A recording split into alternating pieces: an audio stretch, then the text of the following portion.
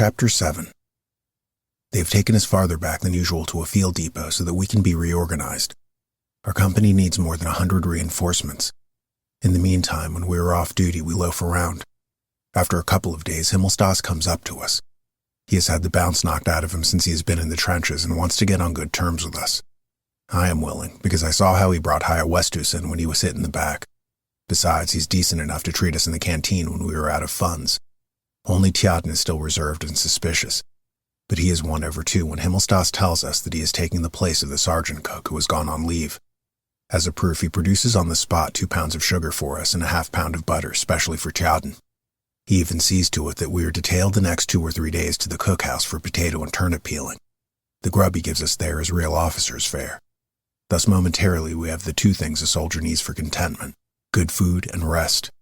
That's not much when one comes to think of it. A few years ago we would have despised ourselves terribly. But now we are almost happy. It is all a matter of habit, even the front line.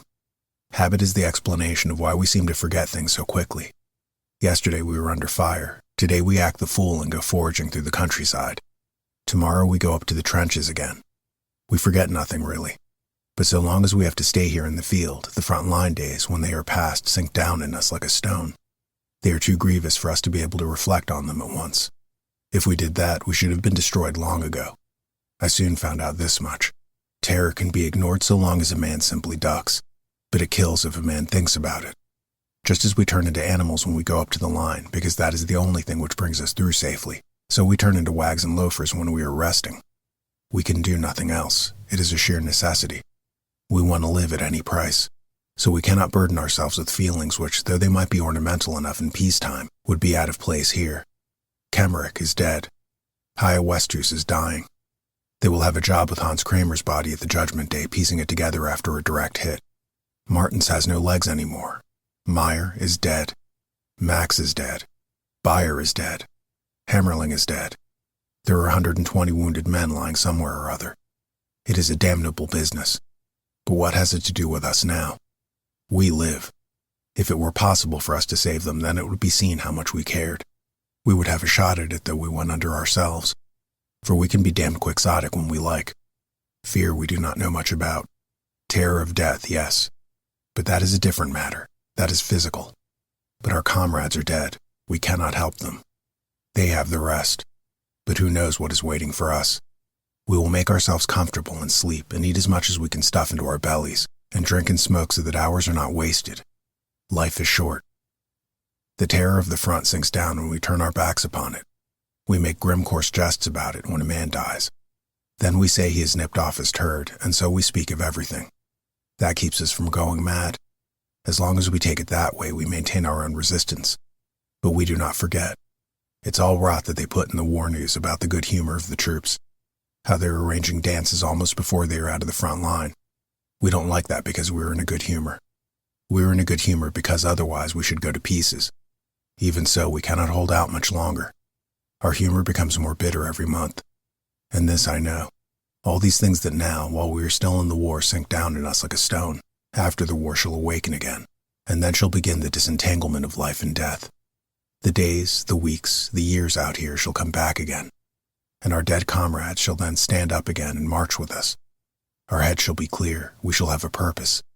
And so we shall march, our dead comrades beside us, the ears at the front behind us. Against whom? Against whom? Some time ago there was an army theater in these parts. Colored posters of the performances are still sticking on a hoarding. With wide eyes, Kropp and I stand in front of it. We can hardly credit that such things still exist. A girl in a light summer dress with a red patent leather belt about her hips. She is standing with one hand on a railing, and with the other she holds a straw hat. She wears white stockings and white shoes, fine buckle shoes with high heels. Behind her smiles the blue sea with white horses. At the side is a bright bay. She is a lovely girl with a delicate nose, red lips, and slender legs, wonderfully clean and well cared for. She certainly bathes twice a day and never has any dirt under her nails. At most, perhaps, a bit of sand from the beach.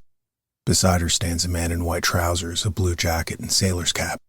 But he interests us much less. The girl on the poster is a wonder to us. We have quite forgotten that there are such things. And even now we hardly believe our eyes. We have seen nothing like it for years. Nothing like it for happiness, beauty, and joy. That is peacetime. That is as it should be. We feel excited. Just look at those thin shoes, though. She couldn't march many miles in those, I say, and then begin to feel silly, for it is absurd to stand in front of a picture like this and think of nothing but marching. How old would she be, Crop asks. About 22 at the most, I hazard. Then she would be older than us. She is not more than 17, let me tell you. It gives us goose flesh. That would be good, Albert. What do you think? He nods. I have some white trousers at home, too. White trousers, say I. But a girl like that, we look askance at one another. There's not much to boast of here. 2 ragged, stained, and dirty uniforms. It is hopeless to compete. So we proceed to tear the young man with the white trousers off the hoarding, taking care not to damage the girl. That is something toward it. We could go on and get deloused anyway, Crop then suggests. I'm not very enthusiastic because it doesn't do one's clothes any good and a man is lousy again inside 2 hours. But when we have considered the picture once more, I declare myself willing. I go even farther. We might see if we could get a clean shirt as well. Socks might be better, says Albert, not without reason. Yes, socks too, perhaps. Let's go and explore a bit. Then Lear and Tjaden stroll up. They look at the poster and immediately the conversation becomes smutty. Lear was the first of our class to have intercourse, and he gave stirring details of it. After his fashion, he enjoys himself over the picture, and Tjaden supports him nobly. It does not distress us exactly. Who isn't smutty is no soldier. It merely does not suit us at the moment. So we edge away and march off to the delousing station with the same feeling as if it were a swell gentleman's outfitters. The houses in which we are billeted lie near the canal. On the other side of the canal there are ponds flanked with poplars. On the other side of the canal there are women too. The houses on our side have been abandoned. On the other side, though, one occasionally sees inhabitants. In the evening we go swimming. 3 women come strolling along the bank. They walk slowly and don't look away, although we have no bathing suits. Lear calls out to them. They laugh and stop to watch us. We fling remarks at them in broken French, anything that comes into our heads, hastily and all jumbled together, anything to detain them. They are not specially wonderful pieces, but then where are such to be had about here? There is one slim little brunette. Her teeth gleam when she laughs. She has quick movements. Her dress swings loosely about her legs. Although the water is cold, we are very jovial and do our best to interest them so that they will stay. We try to make jokes and they answer with things we cannot understand. We laugh and beckon. Tjaden is more crafty. He runs into the house, gets a loaf of army bread and holds it up. That produces a great effect. They nod and beckon us to come over. But we don't dare to do that. It is forbidden to cross to the opposite bank. There are sentries on all the bridges. It's impossible without a pass. So we indicate that they should come over to us. But they shake their heads and point to the bridge. They are not allowed to pass over either. They turn back and walk slowly down the canal, keeping along the towpath all the way. We accompany them swimming. After a few hundred yards, they turn off and point to a house that stands a little distance among the trees and shrubbery. Lear asks if they live there. They laugh. Sure, that's their house. We call out to them that we would like to come sometime when guards cannot see us. At night. Tonight. They raise their hands, put them together, rest their faces on them, and shut their eyes. They understand. The slim brunette does a 2-step. The blonde girl twitters. Bread. Good. Eagerly we assure them that we will bring some with us, and other tasty bits too. We roll our eyes and try to explain with our hands. Lear nearly drowns trying to demonstrate a sausage. If it were necessary, we would promise them a whole quartermaster's store. They go off and frequently turn and look back. We climb out on the bank on our side of the canal and watch to see whether they go into the house, for they might easily have been lying. Then we swim back. No one can cross the bridge without leave, so we will simply have to swim over tonight. We are full of excitement. We cannot last out without a drink, so we go to the canteen where there is beer and a kind of punch. We drink punch and tell one another lying tales of our experiences. Each man gladly believes the other man's story, only waiting impatiently till he can cap it with a taller one. Our hands are fidgety. We smoke countless cigarettes until Crop says we might as well take them a few cigarettes too. So we put some inside our caps to keep them. The sky turns apple green. There are 4 of us, but only 3 can go. We must shake off Tjaden, so we ply him with rum and punch until he rocks. As it turns dark, we go to our billets, Tjaden in the center. We are glowing and full of a lust for adventure. The little brunette is mine. We have settled all that. Tjaden drops on a sack of straw and snores. Once he wakes up and grins so craftily that we are alarmed and begin to think he is cheating. and that we've given him punch to no purpose.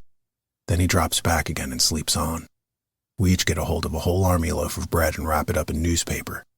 The cigarettes we put in too, as well as 3 good rations of liver sausage that were issued to us this evening. That makes a decent present. We stow the things carefully in our boots. We have to take them to protect our feet against treading on wire and broken glass on the other bank. As we must swim for it, we can take no other clothes. But it is not far and quite dark. We make off with our boots in our hands. Swiftly, we slip into the water, lie on our backs and swim, holding the boots with their contents up over our heads. We climb out carefully on the opposite bank, take out the packages, and put on our boots.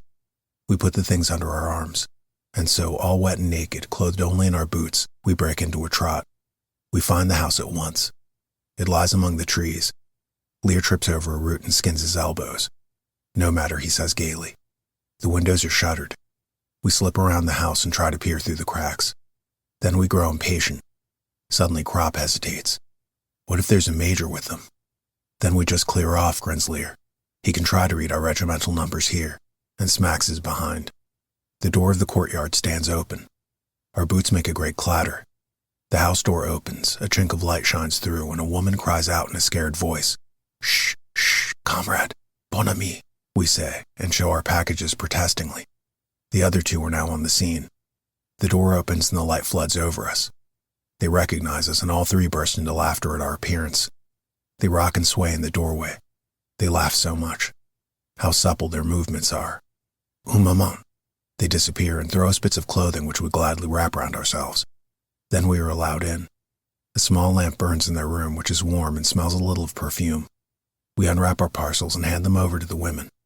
Their eyes shine. It is obvious that they are hungry. Then we all become rather embarrassed. Lear makes the gestures of eating, and then they come to life again and bring out plates and knives and fall onto the food. And they hold up every slice of livered sausage and admire it before they eat it. And we sit proudly by. They overwhelm us with their chatter. We understand very little of it, but we listen and the words sound friendly. No doubt we all look very young. The little brunette strokes my hair and says what all French women say. La guerre, grand malheur, pauvre garçon. I hold her arm tightly and press my lips into the palm of her hand. Her fingers close around my face. Close above me are her bewildering eyes, the soft brown of her skin, and her red lips. Her mouth speaks words I do not understand, nor do I fully understand her eyes. They seem to say more than we anticipated when we came here. There are other rooms adjoining. In passing, I see Lear. He has made a great hit with the blonde. He's an old hand at the game. But I am lost in remoteness, in weakness, and in passion to which I yield myself trustingly. My desires are strangely compounded of yearning and misery. I feel giddy. There is nothing here that a man can hold on to. We have left our boots at the door. They have given us slippers instead. And now nothing remains to recall for me the assurance and self-confidence of the soldier. No rifle, no belt, no tunic, no cap. I let myself drop into the unknown, come what may. Yet in spite of all, I feel somewhat afraid. The little brunette contracts her brows when she is thinking, but when she talks, they are still. And often, sound does not quite become a word, but suffocates or floats away over me half-finished. An arch, a pathway, a comet. What have I known of it? What do I know of it? The words of this foreign tongue that I hardly understand. They caress me to a quietness in which the room grows dim and dissolves in the half-light. Only the face above me lives and is clear. How various is a face! But an hour ago it was strange, and it is now touched with a tenderness that comes not from it, but from out of the night, the world, and the blood. All these things seem to shine in it together. The objects in the room are touched by it and transformed. They become isolated, and I feel almost awed at the sight of my clear skin when the light of the lamp falls upon it and the cool brown hand passes over it. How different this is from the conditions of the soldiers' brothels to which we are allowed to go, and where we have to wait in long queues. I wish I never thought of them. But desire turns my mind to them involuntarily, and I am afraid, for it might be impossible ever to be free of them again. But then I feel the lips of the little brunette and press myself against them. My eyes close. I want it all to fall from me, war and terror and grossness, in order to awaken young and happy. I think of the picture of the girl on the poster and for a moment believe that my life depends on winning her. And if I press ever deeper into the arms that embrace me, perhaps a miracle may happen. So after a time we find ourselves reassembled again. Lear is in high spirits. We pull on our boots and take our leave warmly. The night air cools our hot bodies. The rustling poplars loom large in the darkness. The moon floats in the heavens and in the waters of the canal.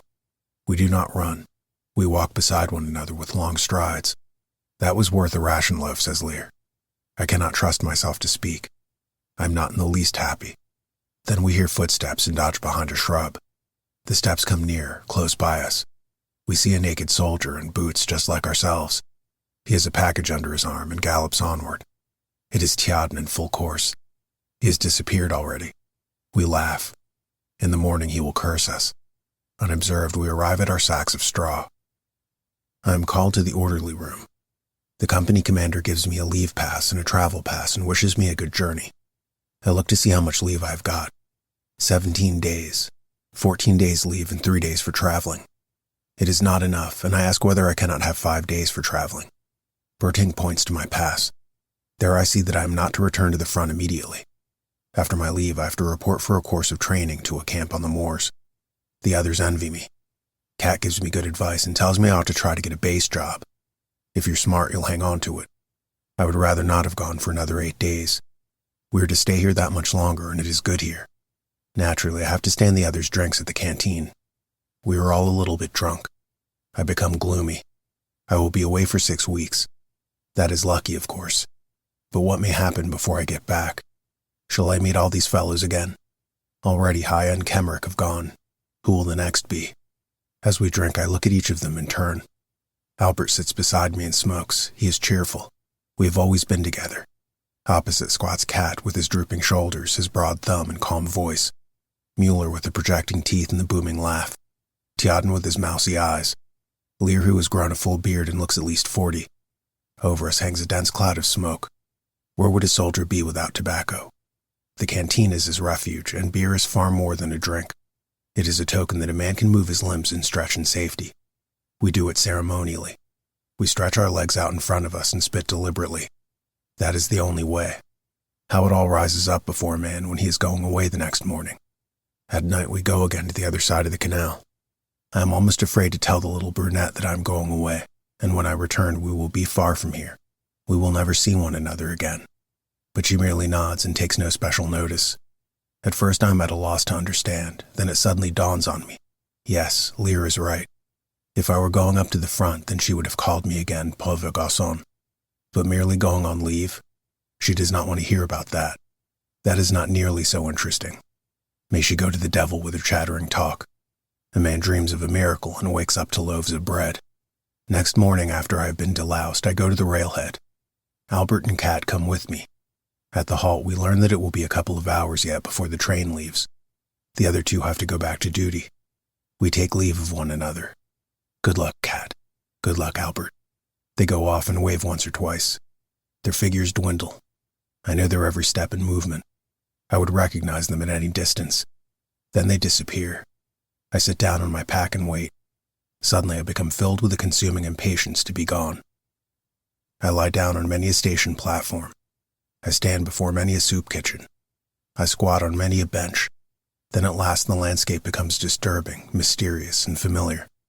It glides past the western windows with its villages, their thatched roofs like caps, pulled over the whitewashed, half-timbered houses, its cornfields gleaming like mother of pearl in the slanting light, its orchards, its barns, and old lime trees.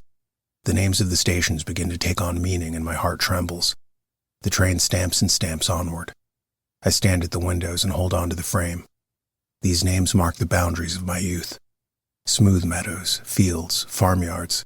A solitary team moves against the skyline along the road that runs parallel to the horizon, a barrier before which peasants stand waiting, girls waving, children playing on the embankment, roads leading into the country, smooth roads without artillery.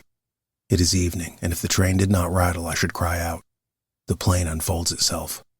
In the distance, the soft blue silhouette of the mountain ranges begins to appear. I recognize the characteristic outline of the Dolbenberg, a jagged comb springing up precipitously from the limits of the forests.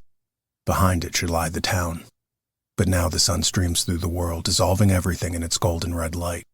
The train swings round one curve and then another. Far away, in a long line behind the other, stand the poplars, unsubstantial, swaying and dark, fashioned out of shadow, light, and desire. The field swings round as the train encircles it, and the intervals between the trees diminish. The trees become a block, and for a moment I see one only. Then they reappear from behind the foremost tree and stand out a long line against the sky until they are hidden by the first houses. A street crossing. I stand by the window. I cannot drag myself away. The others put their baggage ready for getting out. I repeat to myself the name of the street that we cross over. Bremerstrasse. Bremerstrasse. Below there are cyclists, lorries, men. It is a gray street and a gray subway. It affects me as though it were my mother. Then the train stops, and there is the station with noises and cries and signboards. I pick up my pack and fasten the straps. I take my rifle in my hand and stumble down the steps. On the platform I look round. I know no one among all the people hurrying to and fro. A Red Cross sister offers me something to drink. I turn away. She smiles at me too foolishly, so obsessed with her own importance. Just look, I am giving a soldier coffee. She calls me comrade, and I will have none of it. Outside in front of the station, the stream roars alongside the street.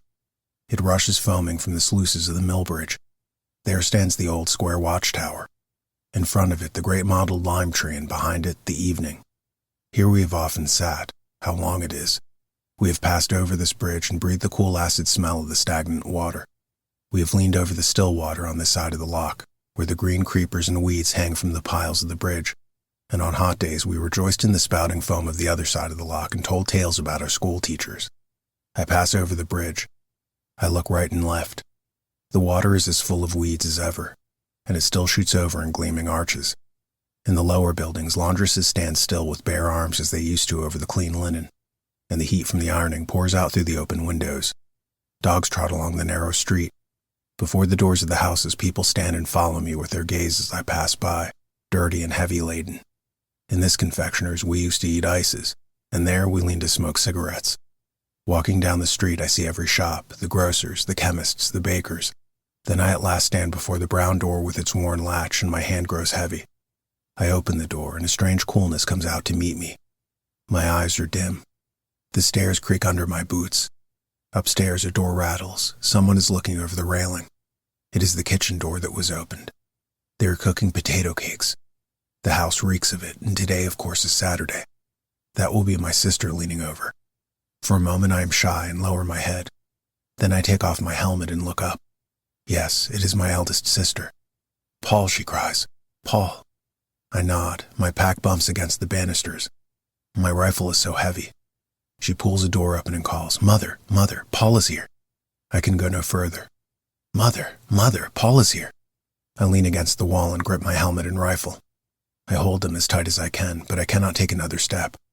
The staircase fades before my eyes. I support myself with the butt of my rifle against my feet and clench my teeth fiercely, but I cannot speak a word. My sister's call has made me powerless. I can do nothing. I struggle to make myself laugh, to speak, but no word comes. And so I stand on the steps, miserable, helpless, paralyzed, and against my will the tears run down my cheeks. My sister comes back and says, "Why, what is the matter?" Then I pull myself together and stagger onto the landing. I lean my rifle in a corner. I set my pack against the wall, place my helmet on it, and fling down my equipment and baggage. Then I say fiercely, "Bring me a handkerchief." She gives me one from the cupboard, and I dry my face. Above me on the wall hangs the glass case with the colored butterflies that once I collected. Now I hear my mother's voice. It comes from the bedroom. "Is she still in bed?" I ask my sister. "She is ill," she replies. I go into her, give her my hand, and say as calmly as I can, "Here I am, Mother." She lies still in the dim light. Then she asks anxiously, "Are you wounded?" And I feel her searching glance. "No, I've got leave." My mother is very pale. I am afraid to make a light. "Here I lie now," says she, and cry instead of being glad. "Are you sick, Mother?" I ask.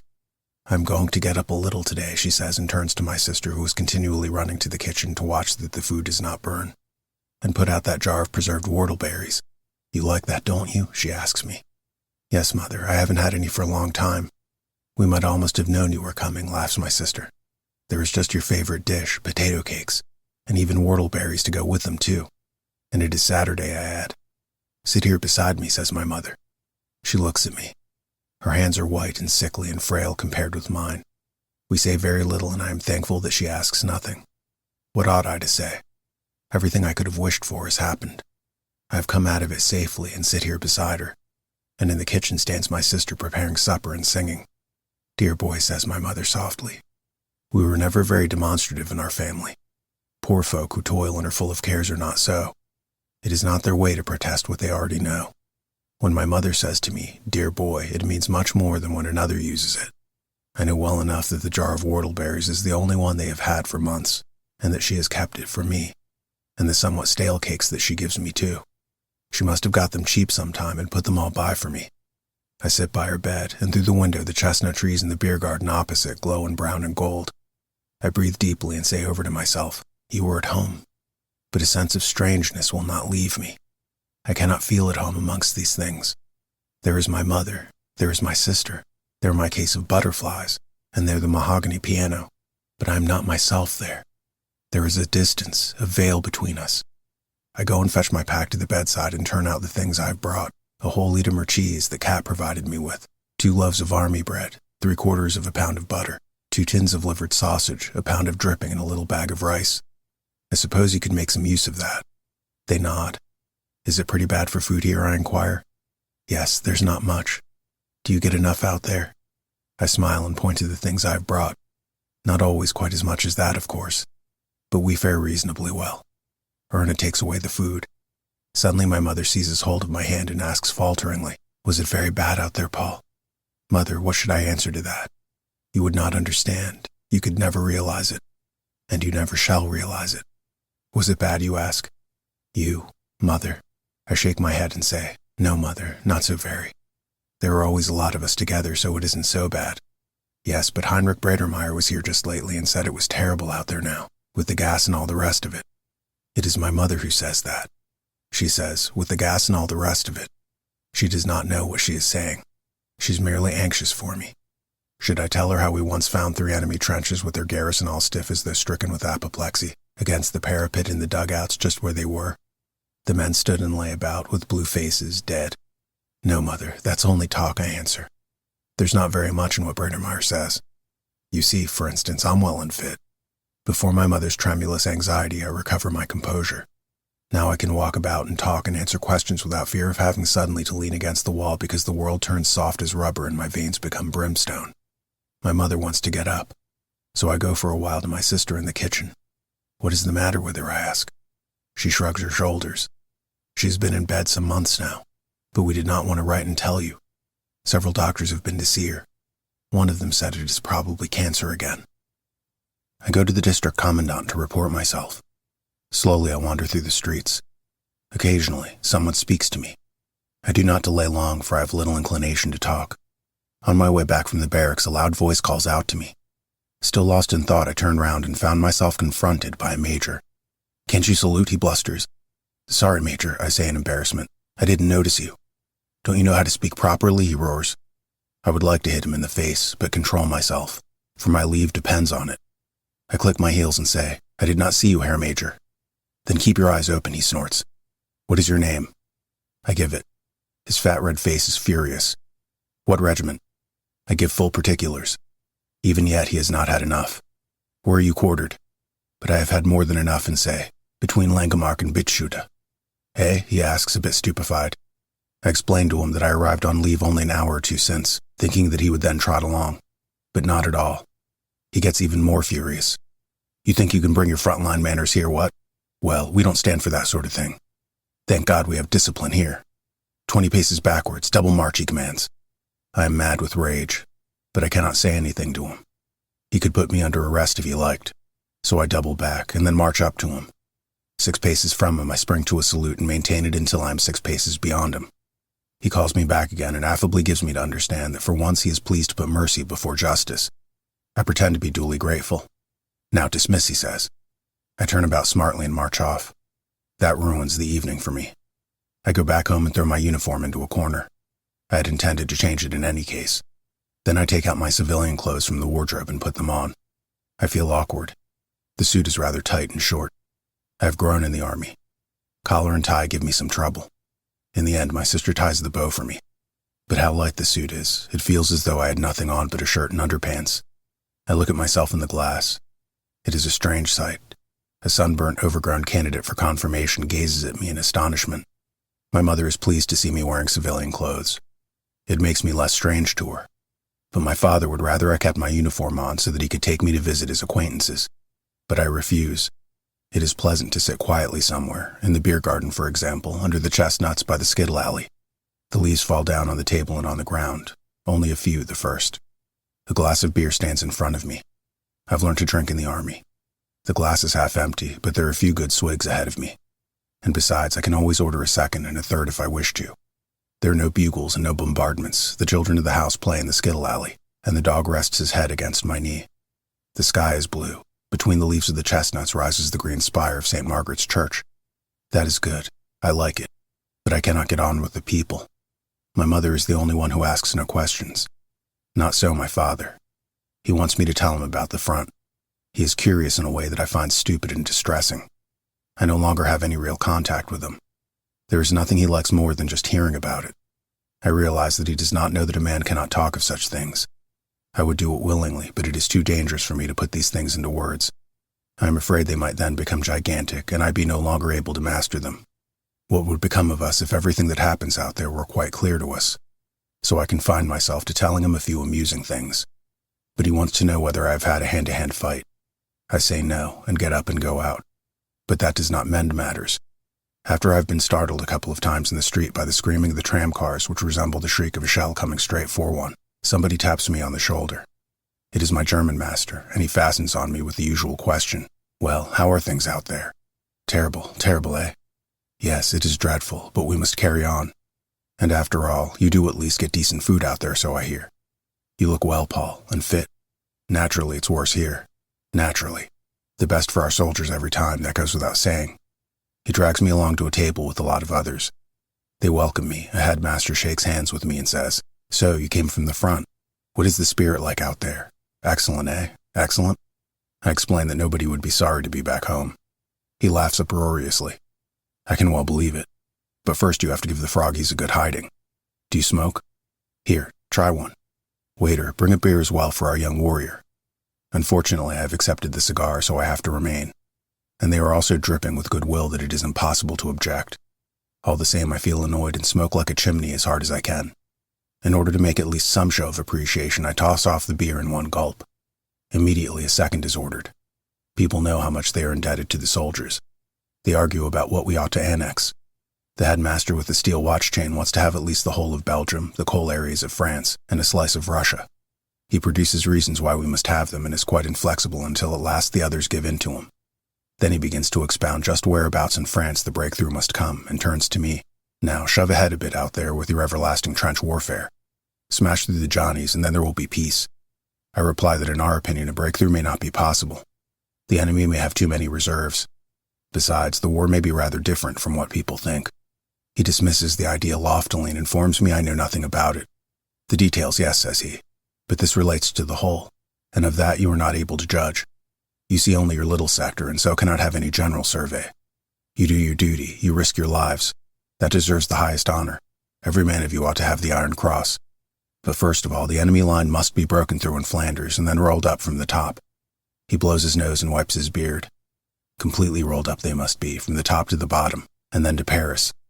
I would like to know just how he pictures it to himself, and pour the third glass of beer into me. Immediately he orders another, but I break away. He stuffs a few more cigars into my pocket and sends me off with a friendly slap. All of the best. I hope we will soon hear something worthwhile from you. I imagined leave would be different from this. Indeed, it was different a year ago. It is I, of course, that have changed in the interval. There lies a gulf between that day and today. At that time, I still knew nothing about the war. We had only been in the quiet sectors. But now I see that I have been crushed without knowing it. I find I do not belong here anymore. It is a foreign world. Some of these people ask questions, some ask no questions. But one can see that the latter are proud of themselves for their silence. They often say with a wise air that these things cannot be talked about. They plume themselves on it. I prefer to be alone so that no one troubles me. For they all come back to the same thing, how badly it goes and how well it goes. One thinks it is this way, another that. And yet they are always absorbed in the things that go to make up their existence. Formerly I lived just in the same way myself. But now I feel no contact here. They talk too much for me. They have worries, aims, desires that I cannot comprehend. I often sit with one of them in the little beer garden and try to explain to him that this is really the only thing. Just to sit quietly, like this, They understand, of course. They agree. They may even feel it so too. But only with words. Only with words. Yes, that is it. They feel it, but always with only half of themselves. The rest of their being is taken up with other things. They are so divided in themselves that none feels it with his whole essence. I cannot even say myself exactly what I mean. When I see them here in their rooms, in their offices, about their occupations, I feel an irresistible attraction in it. I would like to be here too and forget the war. But also it repels me. It is so narrow. How can that fill a man's life? He ought to smash it to bits. How can they do it while out at the front the splinters are whining over the shell holes and star shells go up? The wounded are carried back on waterproof sheets and comrades crouch in the trenches. They are different men here, men I cannot properly understand, whom I envy and despise. I must think of Kat and Albert and Mueller and Tjaden. What will they be doing? No doubt they are sitting in the canteen or perhaps swimming. Soon they will have to go up to the front line again. In my room behind the table stands a brown leather sofa. I sit down on it. On the walls are pinned countless pictures that I once used to cut out of the newspapers. In between are drawings and postcards that have pleased me. In the corner is a small iron stove. Against the wall opposite stand the bookshelves with my books. I used to live in this room before I was a soldier. The books I bought gradually with the money I earned by coaching. Many of them are second-hand. All the classics, for example. One volume in blue cloth boards cost 1 mark 20 pfennig. I bought them complete because it was thorough-going. I did not trust the editors of selections to choose all the best, so I purchased only collected works. I read most of them with laudable zeal, but few of them really appealed to me. I preferred the other books, the moderns, which were of course much dearer. A few I came by not quite honestly. I borrowed and did not return them because I did not want to part with them. One shelf is filled with school books. They are not so well cared for. They are badly thumbed, and pages have been torn out for certain purposes. Then below are periodicals, papers, and letters all jammed together with drawings and rough sketches. I want to think myself back into that time. It is still in the room. I feel it at once. The walls have preserved it. My hands rest on the arms of the sofa. Now I make myself at home and draw up my legs so that I sit comfortably in the corner in the arms of the sofa. The little window is open. Through it I see the familiar picture of the street with the rising spire of the church at the end. There are a couple of flowers on the table, pen holders, a shell as a paperweight, the inkwell. Here nothing has changed. It will be like this too if I'm lucky when the war is over and I come back here for good. I will sit here just like this and look at my room and wait. I feel excited, but I do not want to be, for that is not right. I want that quiet rapture again. I want to feel the same powerful nameless urge that I used to feel when I turned to my books. The breath of desire that then arose from the colored backs of the books shall fill me again, melt the heavy dead lump that lies somewhere in me and waken again the impatience of the future, the quick joy in the world of thought. It shall bring back again the lost eagerness of my youth. I sit and wait. It occurs to me that I must go and see Kemmerich's mother. I might visit Mittelstadt too. He should be at the barracks. I look out of the window. Beyond the picture of the sunlit street appears a range of hills, distant and light. It changes to a clear day in autumn, and I sit by the fire with Kat and Albert and eat potatoes baked in their skins. But I do not want to think of that. I sweep it away. The room shall speak. It must catch me up and hold me. I want to feel that I belong here. I want to hearken and know when I go back to the front that the war will sink down, be drowned utterly in the great homecoming tide. Know that it will then be past forever and not gnaw us continually, that it will have none but an outward power over us. The backs of the books stand in rows. I know them all still. I remember arranging them in order. I implore them with my eyes. Speak to me. Take me up. Take me, life of my youth. You who are carefree, beautiful. Receive me again. I wait. I wait. Images float through my mind, but they do not grip me. They are mere shadows and memories. Nothing. Nothing. My disquietude grows. A terrible feeling of foreignness suddenly rises up in me. I cannot find my way back. I am shut out though I entreat earnestly and put forth all my strength. Nothing stirs. Listless and wretched like a condemned man, I sit there and the past withdraws itself. And at the same time I fear to importune it too much, because I do not know what might happen then. I am a soldier. I must cling to that. Wearily I stand up and look out of the window. Then I take one of the books intending to read and turn over the leaves, but I put it away and take out another. There are passages in it that have been marked. I look, turn over the pages, take up fresh books. Already they are piled up beside me. Speedily more join the heap, papers, magazines, letters, I stand there dumb, as before a judge, dejected. Words, words, words. They do not reach me. Slowly I place the books back in the shelves. Nevermore. Quietly, I go out of the room. Still, I do not give up hope. I do not indeed go to my room anymore, but comfort myself with the thought that a few days are not enough to judge by. Afterwards, later on, there is plenty of time for that. So I go over to see Mittelstadt in the barracks, and we sit in his room. There is an atmosphere about it that I do not like, but with which I am quite familiar. Mittelstadt has some news ready for me that electrifies me on the spot. He tells me Kantorek has been called up as a territorial. Just think about it, says he, and takes out a couple of good cigars. I come back here from the hospital and bump right into him. He stretches out his paw to me and bleats, "Hello, Mittelstadt, how are you?" I look at him and say, "Territorial Kantorek, business is business and schnapps is schnapps. You ought to know that well enough. Stand to attention when you speak to a superior officer." You should have seen his face. A cross between a dud and a pickled cucumber. He tried once again to chum up, so I snubbed him a bit harder. Then he brought up his biggest guns and asked confidentially, "Would you like me to use my influence so that you can take an emergency exam?" He was trying to remind me of those things, you know. Then I got mad, and I reminded him of something instead. "Territorial Kantorek, 2 years ago you preached us into enlisting. And among us there was one, Joseph Bem, who didn't want to enlist. He was killed 3 months before he would have been called up in the ordinary way. If it had not been for you, he would have lived just that much longer. And now, dismiss. You will hear from me later." It was easy to get put in charge of his company. First thing I did was take him to the stores and fit him out with suitable equipment. You will see in a minute. We go to the parade ground. The company has fallen in. Mittelstadt stands them at ease and inspects. Then I see Kantorek and am scarcely able to stifle my laughter. He is wearing a faded blue tunic. On the back and in the sleeves there are big dark patches. The tunic must have belonged to a giant. The black worn breeches are just as much too short. They reach barely halfway down his calf. The boots, tough old clodhoppers with turned-up toes and laces at the sides, are much too big for him. But as a compensation, the cap is too small, a terribly dirty, mean little pillbox. The whole rig-out is just pitiful. Mittelstadt stops in front of him. "Territorial Kantorek, do you call those buttons polished? You seem as though you can never learn. Inadequate, Kantorek, quite inadequate." It makes me bubble with glee. In school, Kantorek used to chasten Mittelstadt with exactly the same expression. "Inadequate, Mittelstadt, quite inadequate." Mittelstadt continued to upbraid him. "Look at Becher now. There's a model for you to learn from." I can hardly believe my eyes. Becher is there too. Becher, our school porter. And he is the model.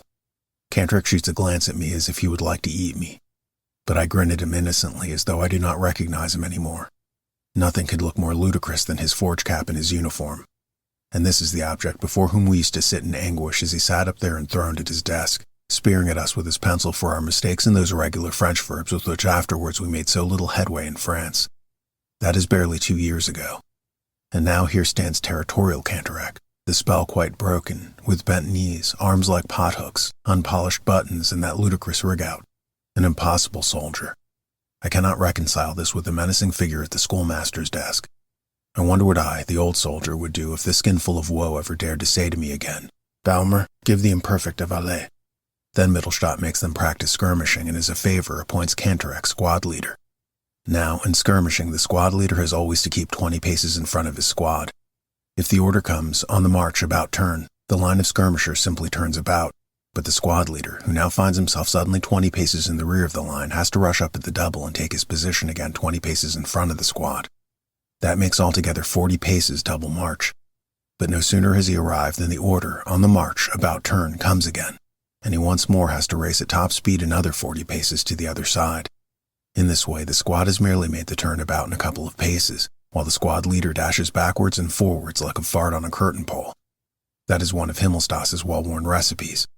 Kantorek can hardly expect anything else from Mittelstadt, for he once messed up at the latter's chance of promotion, and Mittelstadt would be a big fool not to make the best of such a good opportunity as this before he goes back to the front again.